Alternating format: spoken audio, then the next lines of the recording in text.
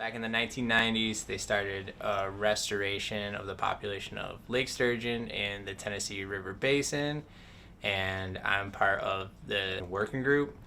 And one thing that we do to monitor this restoration is an annual sampling in December. University of Tennessee covers Lake Loudoun.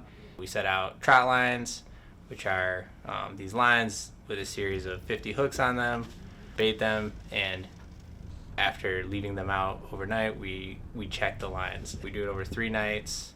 Every morning after we set those lines, we check them. And sometimes we catch catfish as bycatch, but the sturgeon, if we catch one, we will take a fin clip for genetics, which we send back to, that goes to some U.S. Fish and Wildlife folks.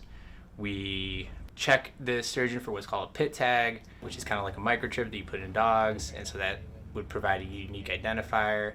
If it does have a pit tag, we know that it had been captured in previous years. If it doesn't have a pit tag, we'll put one in, see if we can recapture it, and those recapture data could be used to estimate the population size eventually at some point. We are able to involve some of our undergrads, the Wildlife and Fisheries Society students, and they come out and help. I mean, everyone loves doing it, right? Because it's like a really big fish. People say it looks like a dinosaur. It's a really cool and unique looking fish, so it's a lot of fun. And it's a rare chance because it is an endangered species. To be able to actually sample one of them it's not too common.